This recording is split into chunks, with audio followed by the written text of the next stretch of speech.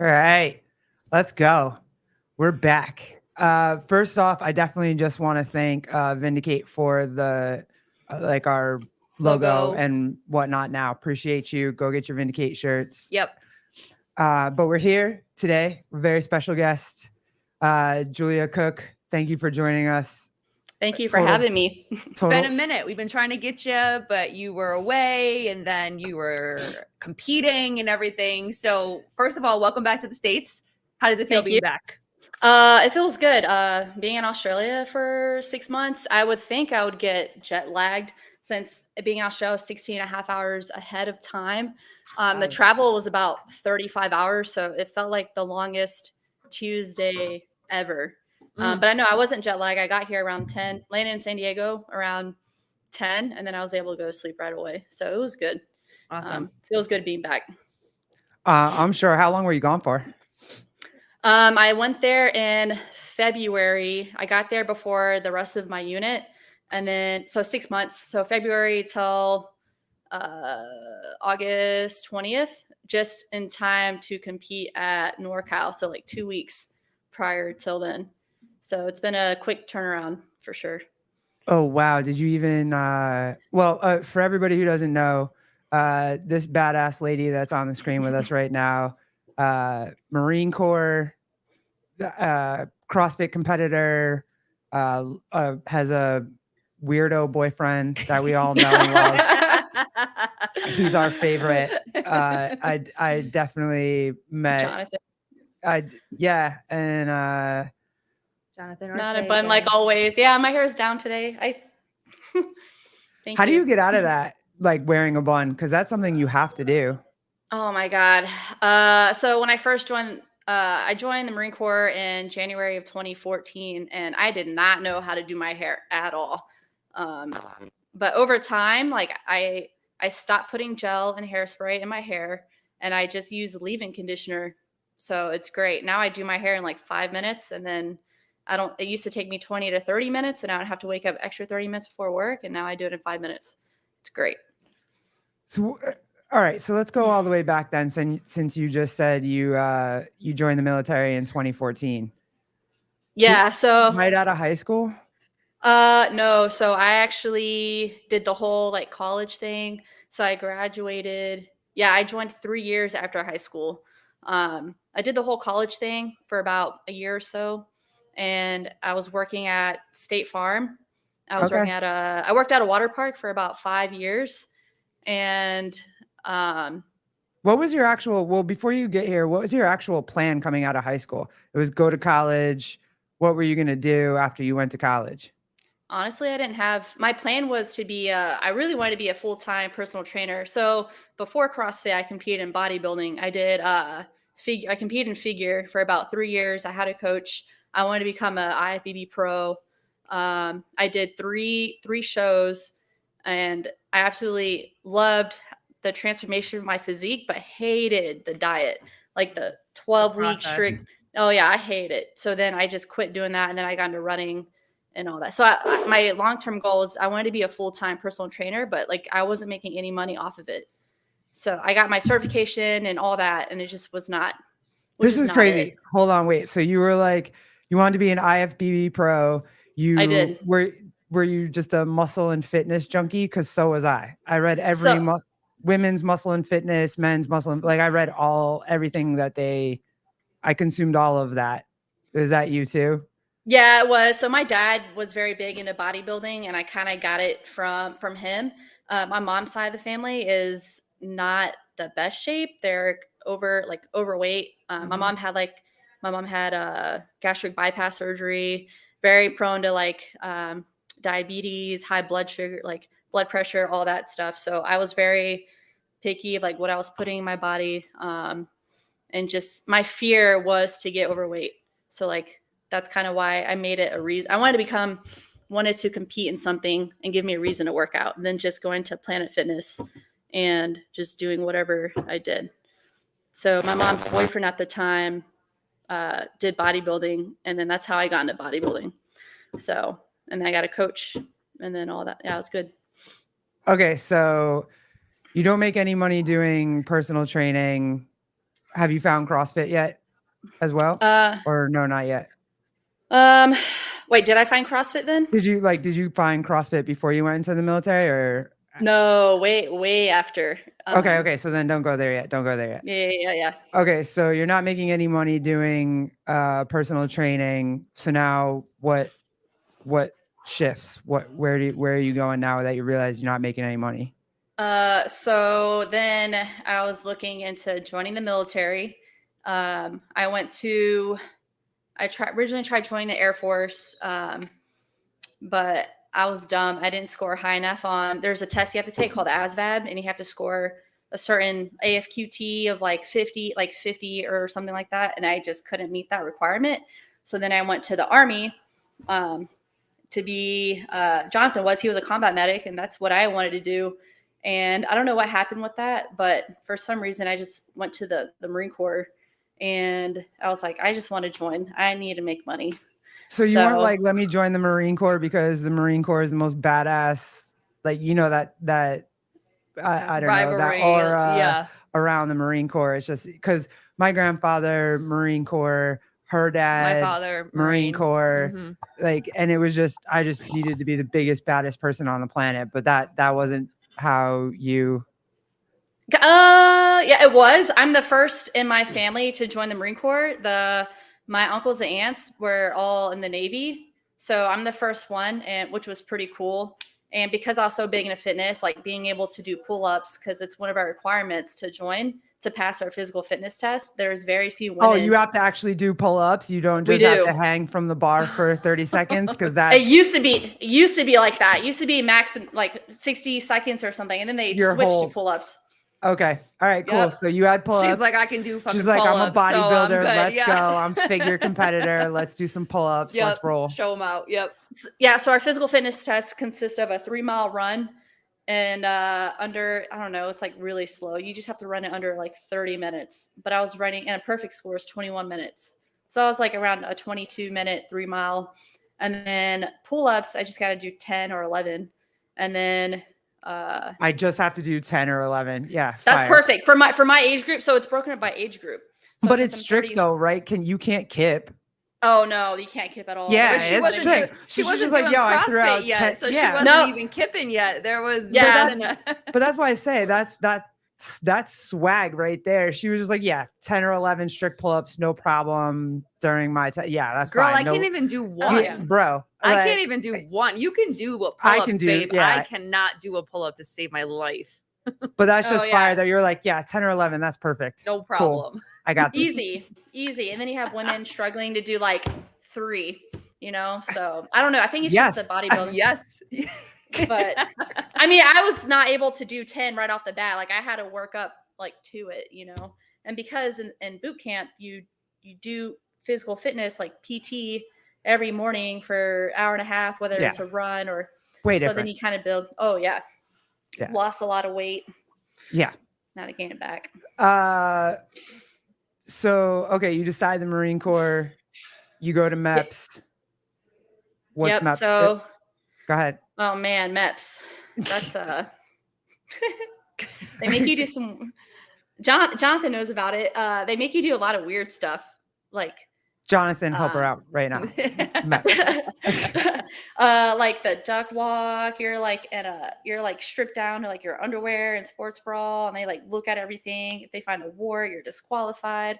I get disqualified the first time because I guess I had too much earwax in my ears, so I had to get my ears flushed out. So then I had to go back and qualify, physically get cleared again, which I did. And the job that I signed up for on my contract was I was an aircraft mechanic on Harriers. Oh, wow. Hey, because in like when I went, you scored whatever you scored, and then they gave you a list of jobs that you qualified for. Was that for you, or was that what you wanted to do? Oh yeah. So I scored, for some reason, I don't know crap about electronics or like wires or like anything like that. And I ended up scoring really high in that category. And I was like, I guess I'll be an aircraft mechanic. I don't know anything. I was never a mechanic growing up. So I was going to ask you that. Did you ever work on cars? Nothing. No. I worked for State Farm. I can file you a claim. There you go. Nothing with fixing things. Mhm. So, I mean, it was pretty cool. So So you're I an signed up. aircraft mechanic in the United States Marine Corps. Yes, that I was. That's Yeah. crazy though. I picked up a lot of certifications, and yeah, it was definitely yeah. So I signed up for aircraft mechanic. I had a secondary. It was either that or go an open contract, which basically open contract is like you don't know what job you're gonna get. So you go through boot camp, and then it's like, here you go. Here's a cook, chef, or whatever job they give you that's open. And I didn't want to go in there blind and not knowing what I was gonna do. So you get the job that you qualify for, that you want, that you pick, you sign your contract, and then how long is it between that and when you actually ship out? So typically it's about a 6 month turnaround, but they had depending if, so like in my situation, once I signed my contract, someone had dropped out, very last minute. So I went to boot camp, I think maybe 6 weeks after I signed my contract. So it was a very quick turnaround for me. Um, So and did they I, give you, after you sign your contract, did they give you like the shirts and the whatever so you can go home and the bumper stickers for your parents to put on the cars and whatnot? oh yeah, they do. I was walking around with that shirt all prideful. I was like, I'm about to be a Marine. What's up? My mom had a sticker on the back of her car. It was like, my daughter's a Marine or something like that. So your parents So were she was like proud. super cool with that. They're just like, yeah, let's go. Let's roll. You made that decision. You went in there. They didn't try to talk you out of it or like tell you or explain nothing. My mom was excited, but she was really wanting me to go in the Air Force. She was like, the Air Force is the safest branch. The Air Force is better. The Air Force is this. Air Force is that. She's like, I really don't want you to go in the Marine Corps, but she was still supportive in my decision. She wasn't like hating me on it. So that I was very thankful for. My dad, on the other hand, we didn't really talk since I joined. We just haven't really had a good relationship. Overall. So I haven't heard from him since I joined the military. It's been a long time. Oh, wow, dude. That's crazy. Yeah. So when you make the choice to go from State Farm and then you're like, so you try the personal love training that, by the thing. way. Me too. So like, how was the reaction when you or I might have missed this. What was the exact like family reaction, friend reaction when you decided to choose the military? Because I know you're saying like you were trying the personal training thing and you just weren't making any money. And most people wouldn't go from that to enlisting in the military. So what was the thought process for you to go from that to the military? And also how was the response with your family and friends? To go from, it was very unexpected. Everyone was very like kind of caught off guard that I even had the thought or the idea of wanting to join the military for a while. Hey, tell Mike to turn his television down because Or go in another room because we can hear you we're echoing. getting the feedback from his television. I think you can. Okay. Okay. Go ahead. He's watching in the other room. It's funny. I was like, I'm hearing you twice. Why am I hearing you twice? Yep. I can't hear it because these are like noise canceling headphones, so I can't hear it at all. But it was very unexpected. My friends were very like caught off guard when I had the thought of joining the military. And at that time I was literally not making any money. I was living paycheck to paycheck. At that time, my mom was going through like a really bad divorce and she was asking help to pay for bills or whatever it is. And I was just like struggling. My friends were kind of supportive too. Some of them actually ended up joining probably about a year or two after me. I don't even talk to them I'm from Jacksonville, Florida. So like I haven't even been home and I don't have any family there anymore. My parents live South Florida now. So like maybe one or two people that I still talk to from there, but it's kind of different when you join the military and you move away from home. It's like your friends is like they just forget you. They don't really talk to you to see how you're doing. They only hit you up when you come, visit back in town. Yep. So it's kind of it kind of shows like who your true friends are. But I've been independent since I joined the military. So my friends, I've been moving around so much that I just end up making new friends. Sounds about right. That's the Yeah. military life, right? Well, that's just moving away. You know, when I moved away from my family and my friends, it's very much that way. You know what I mean? Like where people stop calling, they stop reaching out, and you kind of have to figure it out as you get to the next place, get to the next state, you know what I mean? And to be able, so you've gotten really, really good at making friends. Yes. Yeah. I It looks have. like- I've been in California now for about 2 years now. So, and I'm due to relocate next summer. So we'll see what orders I get, and we're able to request, but it's not always like a wish list, but it's not always like confirmed or like guaranteed of where we want to go next. So All right, so let's get. I'm excited for this. So you sign your contract. You're out. Your family's cool. They got the bumper stickers. You got the shirt. You're pumped. When I went, I had to spend the night at MEPS and then jumped on a plane the next morning. Was that you, or was it like you jump on a bus? Did you have to spend the night at MEPS? Did you, or a hotel or whatever? if I remember, I stayed at the Ramada Inn Hotel in Jacksonville, Florida, and then the next morning we went to MEPS, and then I just hopped on a bus, and we just took the bus because I think it's only from Parris Island to Jacksonville. I think it's only about a 4-hour drive. Oh, okay. So we took a bus, and I remember I was so happy.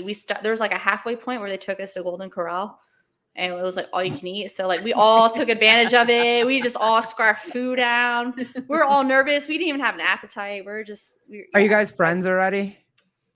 Who? The Like people you on and boot camp? the bus full of people that you're with? If they were in my platoon during boot camp, I still till this day, I'm friends with them on Facebook or like Instagram. I may not talk to them periodically, but like I get to see if they got out or if they're still in, which is pretty cool, and like get to see where they're at. So I had a friend who went to Hawaii, which is pretty cool. Yeah. I wish I could go there. That was everybody's dream destination. Hawaii was the place. That was like the first person everybody put down for. Yeah, that's cool. Oh yeah. So like once we stopped at the halfway point, getting Golden Corral, and then we knew like as soon as we went on base, they made us put our heads down, and like we could not look up. We couldn't like look at each other. Our heads were down for about 20 minutes as soon as we entered. It's literally like an island. You don't know where you're at. So it's like your heads are down, and the first thing you know is like a drill instructor is like coming on the bus, yelling at you, get on the yellow footprints. You're like, oh crap. So get on the yellow footprints. And was it like, you. is it like 3 o'clock in the morning too? Yep. It was Yep. like 2 o'clock, 3 o'clock in the morning. You You're up all haven't night. slept. Yeah. You haven't slept yet. Yeah. Right. And you're like getting all your uniforms and everything. And then I remember specifically after you get all your uniforms, they put you in this room, and it's like the moment of truth or something like that. It's like, if you want to confess anything, like if you did drugs, whatever. Wow. Yeah, it was like a moment of truth, or I don't know what they called it, but it was essentially like you're like sitting at these desks and you fill out all this paperwork, and afterwards, like, all right, if anybody wants to confess to anything that they did, stand up now. It was like, oh shoot. And like 3 people stood up. I don't know what for. Oh my god! Shut up. I don't know what for. I don't know if it was like a scare tactic or something like that. But Did anything happen to them, or did they actually get to go? Like, if you confess something, are you done at that point? I think when you confess, they will do like some sort, because you have to do a urinalysis, like a drug test, to like confirm like anything. Oh, okay. All right, yeah. gotcha. So like, or I mean, if you do confess, I don't think they'll drop you, because when you go to boot camp, like you can't just go back home.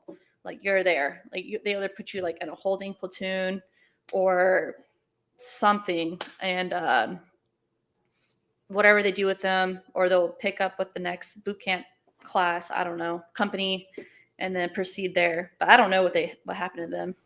How was that first initial like drill sergeant yelling at you like, what was that first feeling that you got when that happened? Oh my gosh. Man, I can just remember I was just so scared and like didn't know what to do, didn't know anything. And like one of my buddies was a sergeant and knows one of the drill instructors. And pretty much one of the drill instructors was like, recruit so and so. And I was like, shoot, that's me. Like, what do I do now? Like, oh, we heard a lot about you. And like just yelling in my face. You're like, shit. Yeah. Oh, and Probably there's just another because you point. knew someone. It's probably just because you knew someone. If you didn't, you know what I mean? Like you knew another sergeant. So they're probably just like, oh, let me make sure that you don't feel special. Oh yeah, then there's another point where after you fill out all that paperwork, you go to this other room and it's like nothing but phones on the wall, right? So like you're in a line and there's like these pay phones on the wall, and like you open, they make you call someone to let you know that you're there. So like you're like reading the script that's like on the side of the wall. So you're like calling and they're yelling in your face the whole time. And like you're like, oh, so and so has arrived safely to Paris Island. We'll contact you 7 to 9 business days via mail. Goodbye for now. And then you just hang up. And my mom was like, oh my God, you made it to Paris Island. Oh my God. I can't wait to see you. Yeah, but I couldn't. Like, okay, bye, mom. Love you. I couldn't even say I love you or anything. I had to read exactly what was on that sheet of paper and hang up. It was crazy. That's like serial killer shit. Yeah. Like what the heck? Oh my God. It was Do you want to cry crazy. now? Were you like, are you expecting this? Do you want to cry? Or are you just like, yeah, it's okay. I'm here. I'm fine. I was just I was just in shock. Like my body was just like, what is going on right now? Like, I can't believe I am in Paris Island in boot camp right now. Like, that's kind of like how I felt. And the whole first week, you haven't even started training. You're just in receiving. It's like receiving week. You're getting your uniforms. You're going to your squad bay. You're setting up your bed. They're teaching you how to make your rack. Your footlocker. You had a footlocker, and like that's all you got to put all your crap in. You got to mark all your shirts. You got to mark everything. It's wild. You can't have razors. You can't shave. Anything. That's It's crazy. gross. You can't shave nothing She for said, the whole yeah. time. Nothing. Nothing. Not Nothing. Oh, God. Nothing. You have no privacy in the bathrooms. There's no doors. Like it's like just walls. So like Yeah. it's kind of It's like, kinda gross. oh, hey, nice to meet you. As you're What- walking into the shower. Is there Yeah. one? Is it the shave thing, or is there one thing that stands out for you that? Because obviously, before you went in, you were used to discipline, you were used to routine, so that it sounds like that wasn't really a factor for you to get used to while you're in there. But was there one thing that was like, oh crap, I'm not in Kansas anymore? Like, what's happening to me right now? Yeah. I don't even. Yeah. We just. Or was it everything? It was everything. It was everything. It was everything. It was just like everything. Like we didn't shower, couldn't wash our hair every day, can't shave. The eating was the worst for me. Not knowing when you're gonna eat. You don't have a watch, so you have no idea what time it is. Like you're not allowed to have a watch. You don't know anything. You don't know what time it is. You don't know what day it is. You don't even know when you're gonna eat next. It's like you don't know when you're gonna shower. You don't know when you're gonna. Oh, bed. you didn't know It's when like, you were gonna eat? No. Because we Holy- didn't have a watch, so we would assume like, hey, we should start eating. Like I would think we were eating soon, but we didn't know when we were eating. We didn't know the schedule or anything. So there were no clocks or anything in there either. No clocks at all. Oh, Only this at is way nighttime. different. Holy crap! Only at night is when they would bring the clock out because we had to do Fire drills, like Or fire the watch. fire guard. Yeah.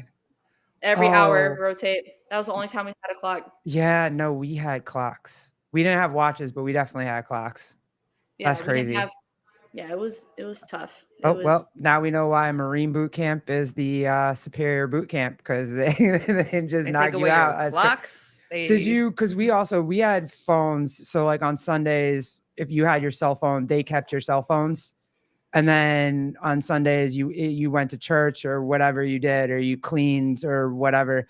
And then there was like a 10-minute period where you could have your phone in a bay that they could see you. You were with like 10 other people and you could call home for 10 minutes or as many phone calls as you want for 10 minutes. Dang, you had your phone every week? Basi- That was like, No. don't get me wrong. It was like after Poor Jules, she's like, 2 weeks. what? We didn't have our phone at all until the day we graduated, or family day. Did you The get to day call before. out at all during the entire time? Letters, old school. Wow. We had letters too. Oh, damn. Okay, Marine Corps. That's Let's it. go. I was writing letters every day, and like I would maybe get one from my mom every like couple weeks, and I'm like, dang. I would have like a little address book of like everybody's address and just start writing letters, hoping that I would get mail. Jonathan was- Ortega, we had a payphone, dude. That sounds like jail. Like legit jail. Is Jonathan, I that wonder if they had a stress card. I mean, I don't know if the Army. I don't know if they had like a little. I heard they had like a little stress card. If you feel stressed, you get a little break. I don't know. I mean, I don't know. We didn't have little stress Listen. cards. Stress We card. I don't know. just Is that had a to thing? wait. I didn't have a stress card, but I don't know what's happened since 2009. We did have. I was like, we did have church every Sunday. That was nice. Yeah, we did too. No stress card. That was nice. Okay. Yo, I'm not even gonna lie. I went like the churches there. It was like the big ones where they would sing and dance, and it was kind of like what you see on TV when you see churches. That it's not really what I grew up with, but I would just go because if you stayed behind, you were doing all the extra work. Oh, 100%. Yep. So I I went was to like, church. "Yep, praise the Lord. Let's go. Let's sing." I sang all the everything and whatever, and then I came home and did whatever was left over. But if you didn't go to church, you were you were doing You're getting messed with. what was that? What was it called? Simple Green. You were cleaning shit with Simple Green. That's what it was called when I was in. It was the floor scrubber or whatever to do the floors, whatever. Yeah, we had. Did you have scuzz brushes? Like they're just like little brushes on your hands and knees, and you're like scrubbing the floors. Oh Yeah, my if you gosh. were if you acted out wrong, then yeah, you were on. If not, we had the big like buffers and shit and whatever, and we would buff the floors and whatnot. Oh, we didn't have that at all. It was every morning we had a sweep. That's how we swept. Everyone had to sweep their lane with a little brush. It was Good bad. I was Lord. gonna ask, is it an everyday thing or was it Yeah, just every once a morning. week? Every morning? Every morning, every night. Damn. Yep. And is that And the then only time that you would have the clock? When you were doing that? No, we wouldn't even have the clock was only at night. Only at nighttime. Only at nighttime. Mhm. And then they like to play this game. It's called like 2 sheets and a blanket, where they'll have everybody strip your rack, and they're like 2 sheets and a blanket, and then you're like shoot, that means we got to strip our bed, and then remake our bed, which sucked because then if you didn't meet the timeline or the time hack, then you got to strip it again. You pretty much put 2 sheets and then you put blanket on a hand, and you're just standing on line holding it. And it was bad. A lot of games. So much fun. Do not miss those days. 13 weeks of misery. Oh yeah. See, we weren't 13 weeks. That wasn't how long we had to go. But what was the thing that you liked the most? Was it the physical activity, or was it the all the stuff you had to, like the book work, the schoolwork kind of stuff that you had to do? What was it that you liked the most? Was it the FTXs? Was it the, you know what I mean? I would say the most enjoyable fun that I had. Fun, right? Fun. Yeah. That I had Right. I would say was probably the Crucible, which is like a The during end? like the very end. It's like 3 days. You're hiking. You're doing a lot of team building events. And you're sleeping out in the field, eating like MREs. Gave my boyfriend MRE, but he never ate it. He was just left it on the floor. And then you do like a 9-mile hike. And then at the end, you get awarded your EGA, which is like you've made it, like you're a Marine. And like that is probably like the most emotional rewarding at the end of it. I would say that was probably the most fun that I've had, is like towards the end. And then by that time, you're already like used to them yelling at you. So then by like the 10th or 11th week, you're just like, you're yelling at me, I don't really care. Like, whereas in the beginning, you're such in a shock and you're just getting used to the routine. But like towards the back end, like the drill instructors know, like you're getting used, like you're kind of numb to it at that point, and they know like, okay, like, but they're still yelling at you. You just don't really care as much. How many of you guys didn't make it through? Was there a lot, or is it? I don't know what the Marine Corps is like, but through boot camp, Yeah. I would say a lot. A lot of people couldn't pass. We had 2 weeks at the range. That was actually fun too. Actually, being able to shoot at the range, and the drill instructors are not allowed to mess with you or yell at you at all. So that was fun too. But you're at 2 weeks at the range. You're shooting M16, and, like, for fun. Like, they give you all these rounds to shoot. I've never shot a gun before until that time, so that was pretty nerve wracking. But once I did it, I was like, this is fun. You're shooting at like different yard lines, and then you get a score, and then you qualify on it. But some people couldn't even meet the minimum standard to pass on the range. So then they'll get dropped from that company. Then they'll get set back to another company who's about to go to the range. So like, there's no like, you're not making it. They will just keep setting you back until you do make it. Yeah. Like, I don't. Yeah. So yeah. So it's like, I think we've always had people come in at the range week, or people get dropped from the range, because there'll be other recruits that like couldn't pass the range, and then they would join in our company, and then they would pass. Or they're like holdovers or something. That's something like that. So they're just like in some platoon waiting to be picked up, and then they'll come in ours. But I think in my platoon we dropped about, I think it was like between 7 to 9, if I can remember, that couldn't pass the range. And that would be like the only time I can think of that we actually dropped. Oh, and people couldn't pass the physical fitness test in the receiving week and automatically got dropped. Like the first week, they couldn't even pass like a 3-mile run. Yeah. Which is dropped to the next group that's coming behind up, you. like behind correct. You? Yep. Oh, okay. Yep. Was there any situation where, like with your platoon, where someone was like completely let go? I don't know if many people know that. Like once you're in, are you in until you finish, or are you in and you could possibly get kicked out? I think it has to be within a certain reason.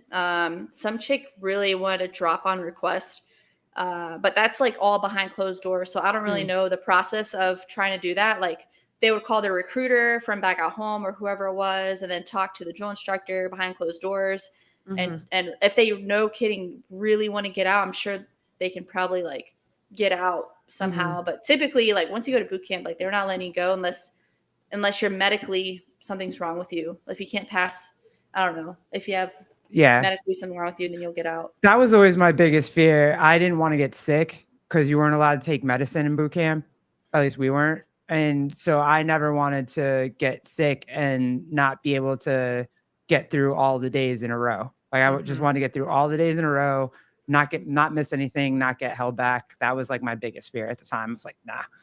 Oh yeah. Did you ever get the peanut butter shot when you were going through boot camp? It's like this very thick shot that goes, they give you a shot in your butt, and then they make you sit on the ground, and then like you roll, like you kind of roll to like kind of what is that for? What does that do? I don't know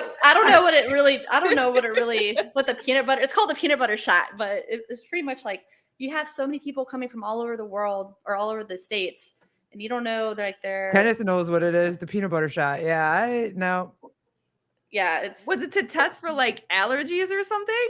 No, it's supposed to like get rid of any sickness like that you have from wherever you're from. Oh, like, I don't know, because you have a lot of people coming in from all different states, and you don't know like where they live, where they're from, what they have, or if they have anything. I don't know, but it's mandatory. Everyone gets a peanut butter shot. It's I've only had it once, and never again. Penicillin. No, penicillin cures everything. You're good. Just get that shot. Hey, because there was a lot of weird crap that happened, especially, obviously, you were a little bit older when you went in. You weren't straight out of high school when you went in. But some of those teenage kids, like not being able to be around girls, or there were some weird things that happened on FTXs, especially when you got to AIT, for me anyway. There's some weird stuff people were willing to do, and you probably did need a penicillin shot. Like, oh man, it was, yeah. reduces points. strep and random infections. I don't know if they were random yeah. infections. I think people were bored a lot when they had extra time at AIT, but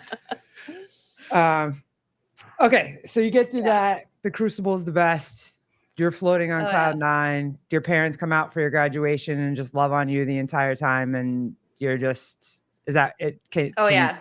yeah. Yeah, it was great. So the ceremony, obviously you do family day where like they release you for the whole day and you get to like kind of give them a tour on the base, I guess. There's like a museum I took my parents to, really not in like this like eating diner place on base where you can, and then you have the Marine Exchange where you can just, looks like it's like one big giant like Walmart where you can just walk around, and I got a bunch of food there. It was good. And then the next day we just graduated, and then I was able to drive home, and then I had 10 days of boot leave is what they call it. And then that's when I went to my schoolhouse, my A school, to be a aircraft mechanic. And I had two separate schools.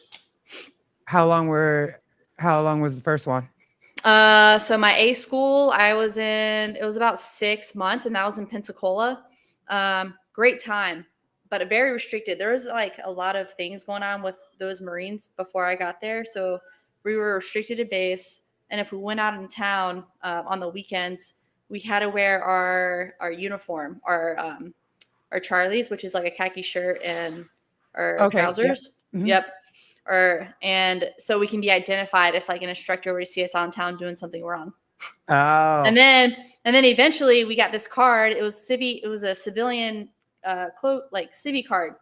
And it's pretty much like, oh, civvy Sunday. So we get to wear civilian clothes on Sunday from 10 to 4. So, and if you had your civvy card, you're like, heck yeah, I got my civvy card. I get to wear civvies on Sunday. Greatest like, thing ever. Those are right? the greatest thing ever. Didn't have to be in uniform all day. So yeah, that was good. And it was like Pensacola was pretty close to home, which I obviously didn't go home during that time. And that's where a lot of the pilots go to. So like if you had an air contract, a lot of the officers who are flying go there. That's a big, the Blue Angels are there too. So it was cool to watch the Blue Angels fly. That's like their home base. Yeah. And then after I graduated school, and then I went to C school, which is like my, when I got selected to work on Harriers. I don't know if you guys know what Harriers are, like the aircraft that like takes off vertically. I don't know if you want to. They're pretty cool. They're pretty That's cool. crazy. So whatever platform you get to pick your platform on like what aircraft you want to work on in Air A school, and everyone got to pick the cool aircraft like F-18s or whatever, and I got the bottom end, so I got to work on Harriers. So they sent me to C school, which is in Cherry Point, North Carolina, which was about another 8 months or so.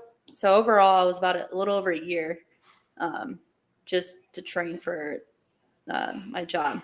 So I signed a 6-year contract instead of the traditional like 4-year contract you would see going in. So these things. Yep, that's exactly what I worked on. Holy shit. They're actually phasing out now. There's a new aircraft, F-35s, that are taking place of the Harriers. But yeah, that is what I worked on for majority of my my enlisted time. That's really cool. badass. Oh, okay, I get it. They just got it. Dang. Yep. Yeah, I'm glad I didn't work on. I see Ospreys can't stay in the sky for some reason. Yeah, I almost worked on Ospreys. I'm glad I didn't, because those things break down so much. Oh, do they? Yeah, I flew on one of them while I was on Australia, and I was like very nervous about it. Oh, was that Jeff Birchfield? Yeah, Ospreys, MV-22 Ospreys. Yeah, those are like they're called tilt rotors. So they have like a helicopter, and the rotors will go up and then they'll fly up. They're kind of scary to fly if you've never been in a helicopter before. I'm good. That doesn't sound a helicopter airplane. Okay, cool. I like that. Captain Rogers, what's up? They're old as fuck. Okay, cool. Yeah. So I did work on Harriers. We got to work with a lot of contractors and stuff. But yeah, once I finished A school, then I got stationed where my C school was. I ended up getting stationed in Cherry Point, North Carolina for about 6 years. I was there from like 2014 to 2019, and I just stayed there the whole time. And that place is not the best. There's like nothing to do there. They had a Walmart outside of base, and people would get dressed up, go to Walmart. So damn. Yeah, it was horrible. And I was working nights. So I was working from like 4:30 p.m. till about 3 a.m. Like, and it was the worst time to work. But you learn more at night than you do during the day, because during the day is when everyone, like, that's when all the flights are. And at night is like when you have the opportunity to fix everything. So that's where you really get to learn a lot about the aircraft. Oh, that is so cool. And also so much information. And I'm realizing just how smart you are. Like, Yeah. because I would not know any of that. And thank you to all the guys who, oh, is Julia an officer? Oh yeah, you were kind of talking about that off air with us. You weren't, and then yeah, so I am an officer. Now I'm a logistics officer. In I applied for a program called the Marine Corps Enlisted Commissioning Program. And essentially, when you apply for it and you get accepted, is the Marine Corps sends you to go to a college that has a naval ROTC program. And if you get accepted, the Marine Corps pays for your school. And then you're literally, so I went to school at University of South Florida in Tampa. So I moved back to Tampa and got my degree in health science. Once you commission, then you'll go back into training. But before you go to school, I had to go to boot camp again. I had to go to OCS, Officer Candidate School. But is that where they teach you how to like mess with enlisted officers? Like, isn't that? I feel like that's what the officers I knew told me. It's like you go to OCS and they teach you how to boss around enlisted guys. They teach you how to be leaders, so it's not as bad as enlisted boot camp, but it's more mentally draining. Because you're pretty much you end up like you have a watch, you have a clock, you're able to do everything, and they give you a schedule, so you know when you're eating, you know when you're going to class.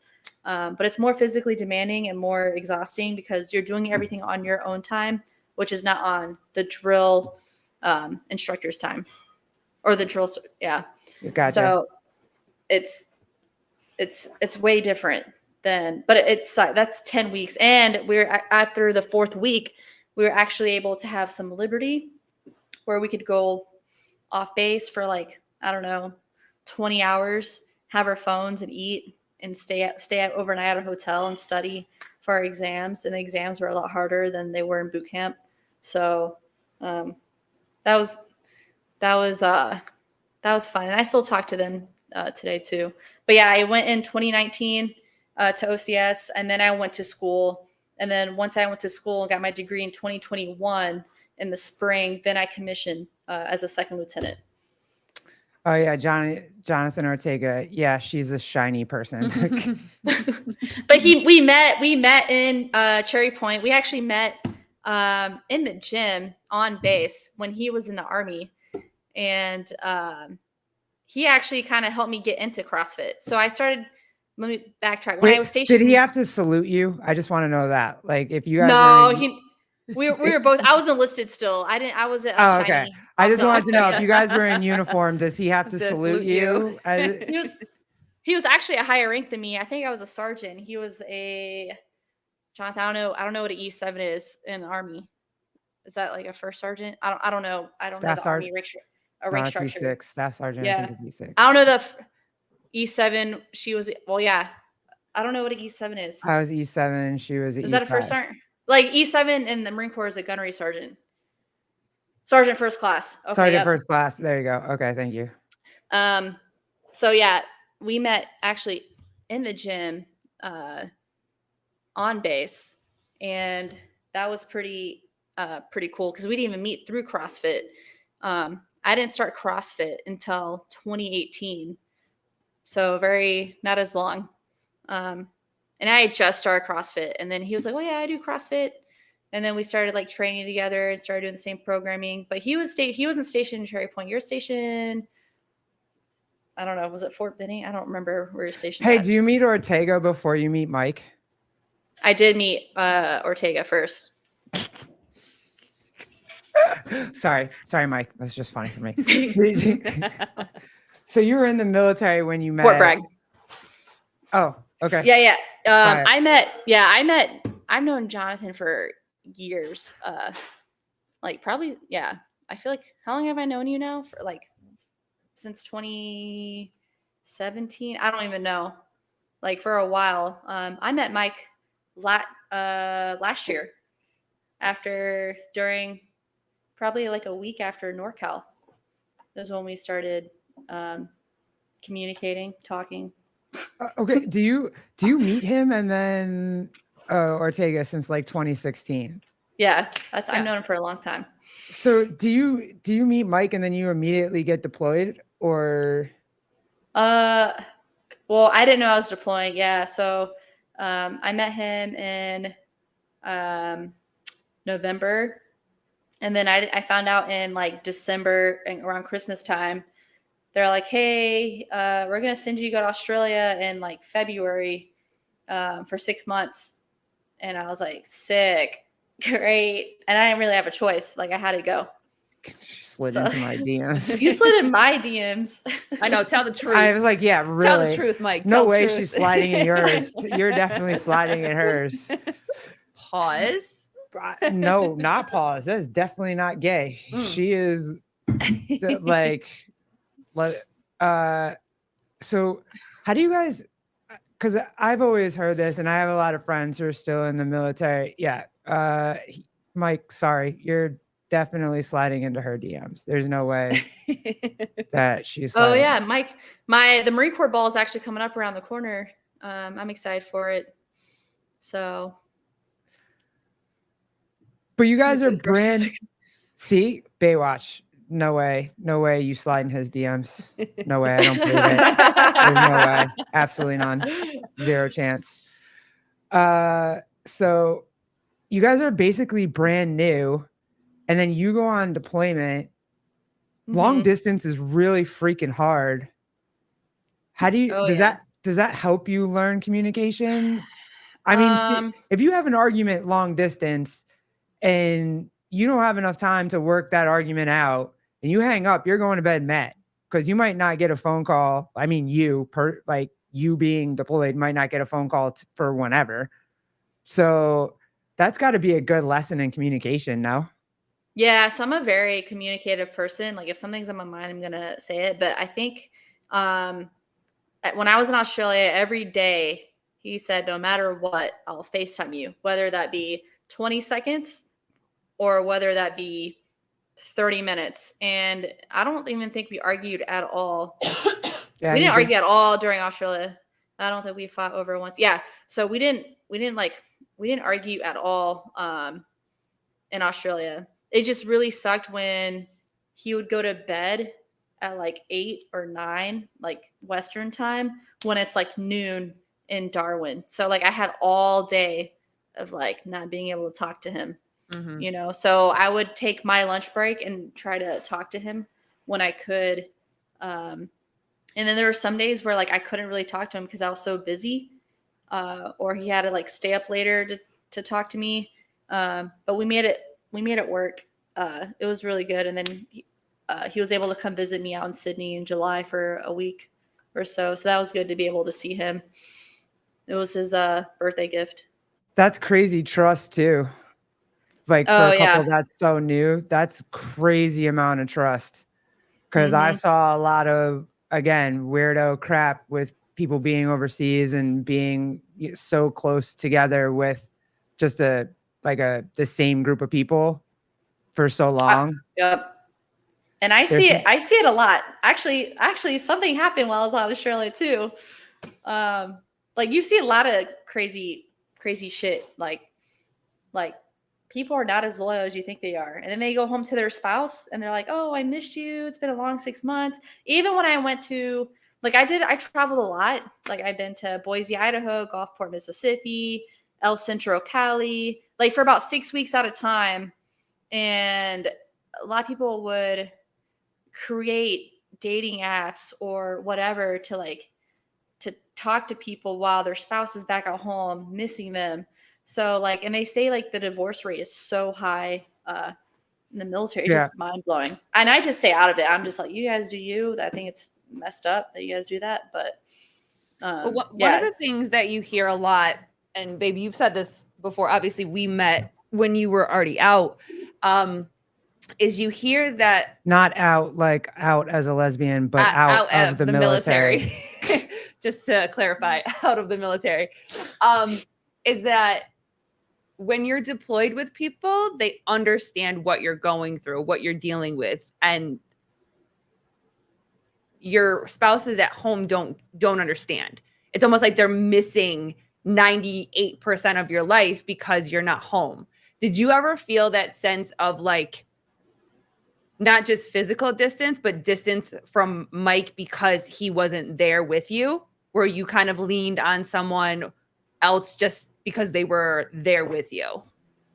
Sometimes, like, I had my moments where like I would have really hard days. Like, I mean, like my boss was manipulative, gaslighting, I wouldn't get off work till like I was working 13-hour days, and like I really just wanted to talk to him before I went to bed.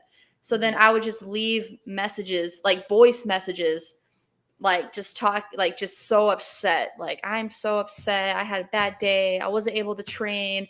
I wasn't able to do X, Y, and Z. My boss is this, my boss is that. And then I couldn't really hear anything back from him because he was sleeping. So that I would say that was really hard, not being able to communicate with anybody during that time from back at home. And all you could really rely on is your coworkers, which was also helpful. I had a really close coworker of mine, and she worked literally right next to me. So we were kind of there for each other. I don't know what I would do without her if she wasn't there, or who I would go to. So it was nice to have like that one coworker I could go to, that we had the same boss. So she knew exactly what I was thinking. I knew how she was feeling. So other in that aspect, it was nice. But being able to talk to your like significant other was really hard, knowing that like just the time difference was hard. But this isn't my first deployment, and I've been on deployment before, and I was married 5 years. I was married 5 years, so I've done the whole communicating like. Okay. So this isn't, so I've been through like the time zone difference before. So it's not as, I wouldn't say it's more easy, but I've been through before. So like mentally I knew what I was going into as far as the time zone and being able to communicate.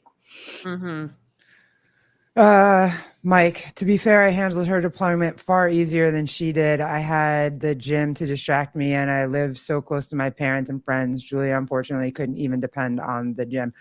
Yeah, that's kind of what I think Colleen was kind of trying to ask, is just that Mike had emotional support while you were gone, right? And if you try to find emotional support somewhere, sometimes that can be weird, because you're supposed to get emotional support from the person that you're with, or lead to something else. Too. And people will take advantage of that too. Like if they see that you're kind of struggling and that you're lonely and whatever, there's people out there that'll take advantage of that. So for you guys to be able to get through that and get to this is like, that's crazy cool. I would say this is a big step for us. So I won't be deploying for a while. And we started the relationship in long distance too, because I live near San Diego and he lives in San Jose. So I will say I think it would be a lot harder if we were like living together and then I broke away, and then maybe be different if like Mike wasn't living so close to his parents and he was living with me down in like San Diego or whatever the case is. It would be hard. And he was completely by himself without any sort anybody. Of, yeah. It would be a lot harder for him. But the fact that his parents are so close and his friends, are at the gym, it was a lot easier for him to cope. So when you found out that you were getting, go ahead. Let me just do this. Fifth Wheel Fitness. What's up? I deployed a ton also, retired Navy, 24 years, been married 28 years, super blessed. Congratulations. Yeah, that's phenomenal. Freaking amazing. Super blessed and thankful for a strong, independent wife. The gym was both our stress relievers, for sure. That's so cool. Dude, super cool. That's awesome. With that, I think the most important word, or the most like the strongest confident word, is the fact that independence. You know what I mean? Like, so did you have confidence, and were you independent before you deployed? That way, when you were away from Mike, even you're human, you have those bad days and hard days and whatever, but do you have a sense of independence in relationships to where it was easier for you to manage most days being away from him because you've just built up that independence on your own? Yeah, I did have the independence because, like you said, I've been independent since I've joined the military. So like going into it, it wasn't. I had to just learn how to cope with it with myself, and it does suck not having that emotional like support from from my boyfriend sometimes when he's over here, but you get used to it being independent for so long, just being in the military and not being close to family and friends. And unfortunately, the gym, even though it's like one of my ways to relieve stress, sometimes I couldn't even make it to the gym. It was bad. It was like I had to wake up at 4 a.m. every morning to get to the gym by 4:45 to be able to at least train for an hour. And like sometimes I'd be stressed out about that because I'm like, oh, my coach, I'm not able to do everything you're telling me to do in such a time constraint as well. Let me just get this. Kenneth, my wife said I always sounded depressed on the phone while deployed. My response is, well, yeah, like I get that, dude. Look, you're the man. You and your wife and your kids, you guys are a beautiful family, and yeah, I can't even imagine what that must be like. When you found out that you were getting deployed, you said obviously it was a surprise for you. You weren't expecting it. Were you nervous to tell Mike that you were going to be deployed? Oh, yeah, I was nervous because we had just started dating. Like, we were just so new to dating. And I was like, well, I'm the first chick he's ever dated in the military. So, like, because I asked him, I was like, have you ever dated anybody in the military? And then before we even started dating, I was like, I'm just letting you know, like, I'm not living in California forever. Like, we rotate every 3 years, like duty stations. So when I found out I was getting deployed and I came to visit him during Christmas, I was like really like nervous of like how he was going to react of me telling the news. And I was like, it was just in the back of my mind the whole time. And I wanted to tell him in person. So I had found out, I think 2 weeks before or something like that, before I flew down to see him. So the day I flew in, the next day I told him, and I was like, I got to talk to you. And I was like, trying not to get all too emotional about it. She cried when she told me, okay. Thanks for, he just wants to keep talking about your ass. With her because we're not talking about that tonight. Yes. I didn't think he was going to break up with me. I just didn't know how he was going to take it. But he was like, oh, Australia? That's cool. I'll just see you in 6 months. And I'm like, oh, in my mind, I'm like, that was way easier than I thought he was going to take it. You know, I was like, okay. Because my last deployment, I mean, Australia was a very easy deployment. It was like I had weekends off, you know. I just worked super long hours. I went to the field for like 2 weeks, eating crap food. Like, it was just not good. But other than that, Mike, we're finding out why you're such a good dude, and it's because you have such a good woman over here doing it. Of course, it's because of her. now I know why. I love you so much, dude. Yeah. Like I get it. Your better half. Your better half. There's so much. You have so many stories that I want to talk about, but Can I go back real quick? Like back. So you say that you come from a family that isn't the healthiest or the best in shape, right, and they have a lot. And my mother's side is very much like that. Poor choices, that kind of thing. And so when you got into bodybuilding, you had also shared that the nutrition part was just a lot for you. Did you ever experience any body insecurities because it was the fear of like, I don't want to get heavy. I don't want to gain weight because I see what that looks like. Have you ever felt that? And then if you have felt that, how have you navigated through being in boot camp? And then there's the fear. Did you ever get that fear of like, when, like, am I going to eat? So when it comes to like food, do you have any sort of like insecurities around food? I wouldn't say I have any insecurities about food. And I wouldn't say I'm very like I wouldn't say I was very insecure about like how I looked, but I was very insecure about like my weight more so than how I looked. If I like stepped on like the scale, so like in boot camp we did like weekly weigh-ins, and if you're over a certain weight compared to how tall you are, you're considered overweight. Yeah. Like, and the way the BMI. I've been considered overweight my entire life. That Yeah. Being stupid as tall as I- BMI Yep. thing. Yeah. Yep. And right now, till this day, I am like 2 pounds from being considered overweight, which is ridiculous. Like I'm sitting at around like 150 right now. And so the Marine Corps kind of made me, I guess the Marine Corps kind of made me insecure about my weight as far as like, great, I'm gonna be considered overweight and I would never make tape because they do the old school tape measure. They tape your neck, your waist, and your hips. Now they're leaning in towards like that scan thing. I don't know. You step on the scale and then you hold And like this thing. don't you like it like shows your body percentage or whatever? Yeah, How it is now. Yeah. Yep. So, Kenneth, yeah, I agree with Kenneth. The standards for females were always super unrealistic, and they went based off like a runner's body, which is not accurate. So, like for my height, my max weight, I'm 5'6", and my max weight is like 155, and sometimes I'm like over that, and I'm like, wait, I gotta cut. It doesn't matter how in shape you are, like you're overweight. I think they came out with a new policy now. Whereas if you do score really well or you pass, then they won't like they won't consider you overweight or something like that. But yeah, I would say like one of my insecurities would be like my weight, not really as much as what I look. The food, man, I don't know about the food. I weighed everything that I ate because I didn't want to get overweight. Well, you had to do that when you were bodybuilding, right? Did you Yeah, measure your food because you were bodybuilding? But no, when I stopped bodybuilding, I was still measuring my food because I was like, I don't want to gain weight. I was very more relaxed with it and not eating 3.5 ounces of chicken and a quarter a cup of rice. I've never been so hungry in my life doing that. I swear, I woke up in the middle of the night, like 2 tablespoons of peanut butter or like a chicken breast or something, like cheating. I'm feeling so guilty. Like I felt so guilty, like just cheating on my meal plan. And like I would bring like my little meal plan to restaurants when my family would go out to eat. My family would order pizza, like Little Caesars pizza, like the $5 pizzas, and I'm eating a salad with vinegar in it. Like with chicken. It was it was horrible. So bad.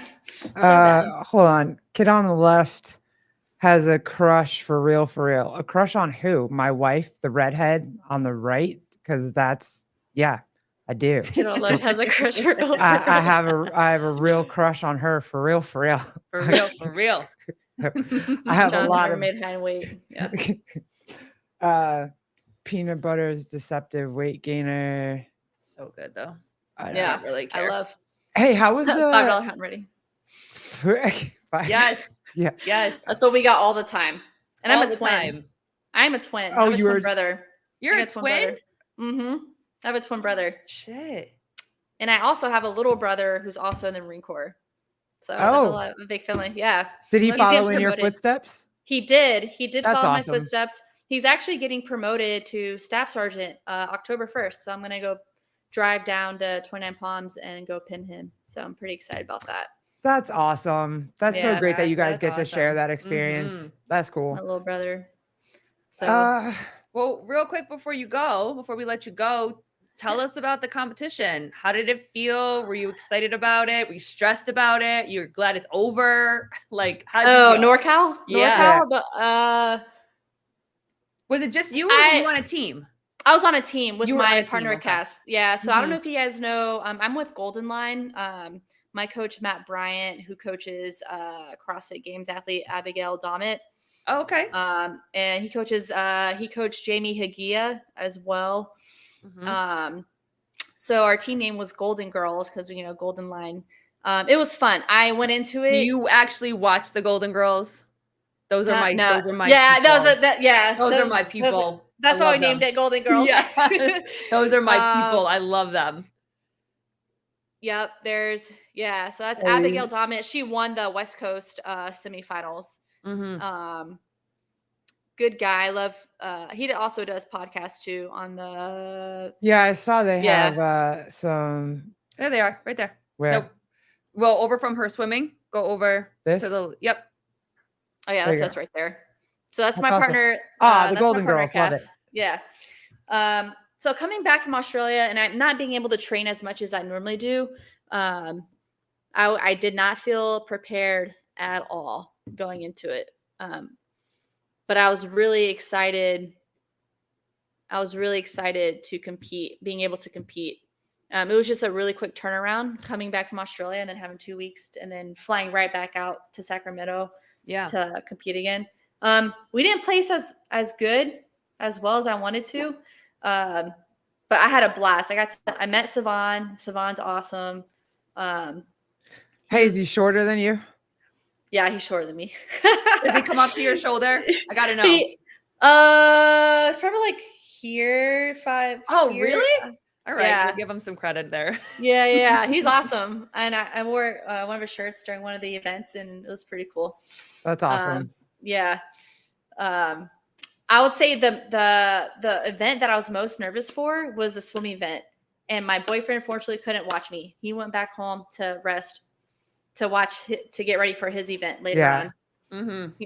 He was like, "Babe, I can't watch your event. It's too hot. I gotta rest and sleep and eat food." Whatever, Didn't right? he win Whatever. like the water bucket thing?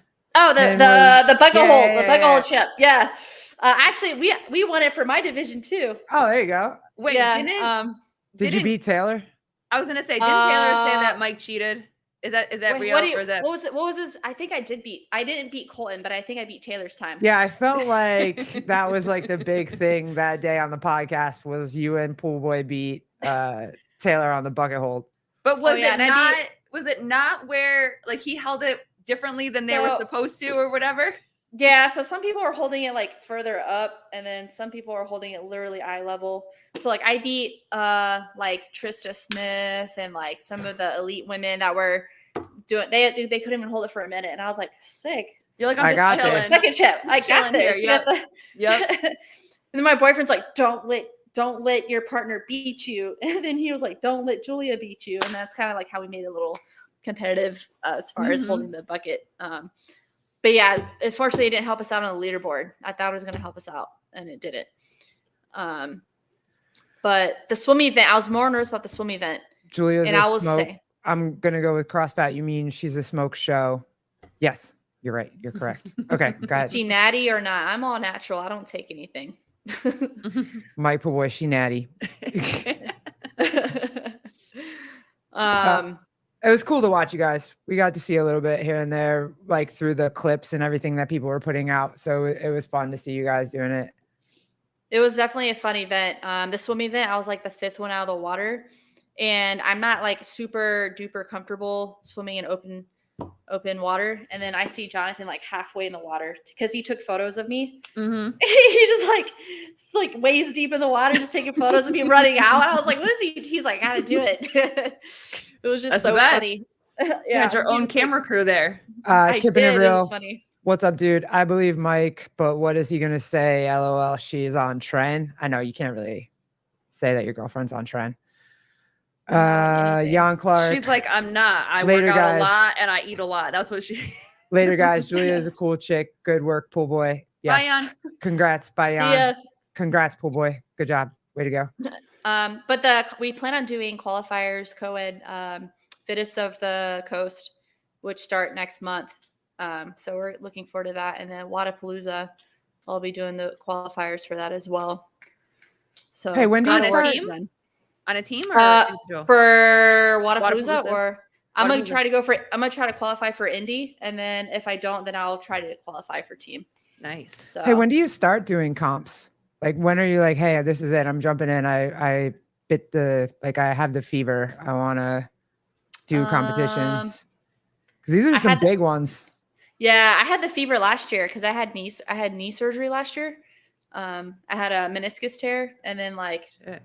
I would say like in the fall of like the same time last year around this time, I had a fever of comps, and I was just doing comp after comp after comp, like small local ones, and then I'll do a big one. The fire's coming back in me right now. I'm getting excited now that I'm back from Australia, back into my training routine. So I'm looking forward to it, being able to compete. Hopefully we'll qualify for Fittest of the Coast for co-ed and Indy, because we can do both. Vindicate. I was just going to ask her that. So that's super cool. Should have done the crash qualifier. Any plans for that? It's over No, now. I just yeah. No. But I didn't mean, do- on the next go round, like, are you going to do that? Is Maybe. that I'm always Good. open to doing qualifiers. Qualifiers are like very emotional, like especially for women. I feel like it's like redoing repeats of these qualifier workouts. My coach was like, you need to redo this workout. And then if there's a work I didn't do, then I'll get super down about it. And the next day I'll come back and crush it. And then, like, my emotions are like a roller coaster. It just, some days is good, and then some workouts is really bad, and I get really mad about it. Is it And hard next month. doing qualifiers with him? Like, are you guys trying to qualify for things at the same time? Or is it like usually you have a qualifier and then he has one? Like, is it hard to balance supporting each other, but also like focusing on your own shit? We both have the qualifiers will be at the same time. But unfortunately, like, he will be here in San Jose doing it, and then I'll be near San Diego doing it. I will come fly back out here in a couple weeks, so hopefully we can do one of the qualifiers together. Mhm. I always try to beat him in workouts, but he's just a little faster than me. Today I try to beat him in a aren't workout. men always faster? They're Yeah, always faster they at have. it. If it's a bike or a row, he's always off the bike or rower, right? Like, always before me. Their output, their power is just naturally stronger and faster than women. Annoying. So I try to, yeah. And I'm like, dang, I still gotta keep rowing. So You've been off for like a full minute. I still got a long way to go. yeah, I'm still out of shape, and I need to get back into it. But yeah, we'll try to do qualifiers together next time I come up here. Fortunately, yeah, we'll be in 2 different cities doing qualifiers. That's cool though that you guys are yeah. doing this together. That it's fun. I always hear so many couples like, we do too much together. We're together all the time. I need space. I need this. And it's really cool that you guys are just like, I want to do everything together. Like, it's very cool. Don't be sexist, babe. Talking about getting off the rower and bike. Yep. I'm not being sexist. Yeah, I was actually a cheerleader for him for this well, not the SoCal Wadapalooza, but the one in January that happened. And it was actually kind of fun being a cheerleader. I was like walking around, like hanging out. I'm not competing. I ran into my coach there, ran into my friends, and I had like his little lanyard thing, so I would go back. So I was like sneaking my way in the warm up area, pouring water on him, I was like bringing him fruit snacks. I'm like, do you need anything? Sour Patch Kids? Yeah, that. Sour Patch Kids? Oh, yeah. Yep. He actually doesn't eat candy. He doesn't eat candy at all. Yeah. Not even I during love the candy. competition? Nope. I don't even know. Yeah. He doesn't. Damn, Mike. I saw you guys. Oh, yeah. Jonathan saw us in the rain. He ended up taking a picture of us, too, I think. I was going to say, did you get that photo? Because that has to be magical somewhere. Yeah. Pool boy got to hold on his girlfriend, or flirty chicks will shoot their shot. Wow, damn, I'm getting beat up today. That's fine. That's all good. Army, I want to go, or Marine Corps. I want to go back to that real quick. Oh, yeah. Do you plan on retiring? Are you going to get that retirement check, or are you? Oh, yeah. I'm done. So now, as an officer, I'm a logistics officer. So I do pretty much coordinating. I'm like, think of like an Uber driver of making sure food, equipment, people get from point A to point B. If you need something, you let me know and I'll coordinate that. And I've been in almost 11 years now. I'll hit 11 years January. So like, I am dumb if I just end up getting out. Yeah. And to get the officer retirement, I have to be an officer for 10 years. So, and I commissioned in 2021. So I've been an officer for like almost 4 years now. Okay. Yeah. Okay. Mm-hmm. Yeah. Yeah. So that put me at like 18, 19 years. and I do definitely end up retiring. I don't know where I would want to live. I told Mike, I was like, I want to go back to Florida or somewhere in Texas, somewhere, but I feel like California is just really expensive. I'm not used to the gas prices here. Yeah. And I've been here 2 years now. Mm-hmm. So, hey, Mike, when are you gonna make an honest lady out of this? When are you gonna make her an honest woman? You know what I'm saying? I feel like the next I'm time, waiting. I feel like the next time we have a podcast, she should not be like my boyfriend. I mean, the girl's 31. Like, let's go. Let's stop. Let's stop this. Let's make Yeah. this official. Let's go. He just turned 34. Shut And- up. You Yeah. guys do not look your ages at all. We thought you guys were Yeah. younger. Really? How old do you think he was? I thought you were both like Late- 28. Yeah, like late 20s. 28, 29. Really? Yeah. I got him. Gotta Oh meet- yeah, Yeah. he is. Oh yeah, he does have to meet my family. He's coming down. We're actually flying to Florida for Christmas this year to meet so he can finally meet my family. That's awesome. Yeah. There you go. All right. Mike, love you, bro. I'm loving you more and more as she keeps talking. Don't tell him that. I know. I know. Dick Butter, seriously, bro, what's your problem? Okay, he's got to meet the family first. Yep. Mike would be a great dependent. Are you saying dependopotamus? So like a lot of spouses that marry, you probably know this, but a lot of spouses that marry a military member, like just don't work. They're called like dependas. We call them dependas Yeah. when they don't make an income. Yeah, it's funny. It's just like a humor joke that we get through or we talk about. But All right, girl. That was super cool. I know you have so many more stories, and but I feel like if we completely do a deep dive, we're going to be here I feel like I could talk to you for like 3 hours about your military career. And, and I definitely want to do this again. Oh, Bruce Wayne's heard of it. He is laughing hysterically. he'd be a dependent. Yep. Dependas. Yeah. But thank you so much for this. This is, Kenneth, what's after the military? That too. I was going to say, what kind? I have like 9 years or so before I retire. So I haven't really thought about that, but I would love to find a hybrid job or maybe potentially open up a CrossFit gym. And I know there's a lot of steps into doing that. And I have 2 investment accounts. So I have an investment account to open up a business, and then I have another investment account for traveling. So hopefully that investment account can help me open up eventually a CrossFit gym or buy into a CrossFit gym. You can't say we until you I was going to say. Right. Until we're Why don't you go ahead and make her a we? We are a we. How about that? 9 years. Yeah, 9 years will go by fast.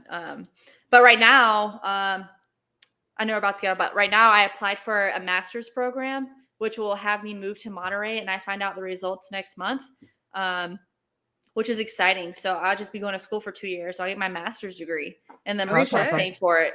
Yeah, the Marine Corps pay for it. Then I'll have nothing but time to train, and I'll be 45 minutes from San Jose, so we would be more co-located, which would be nice.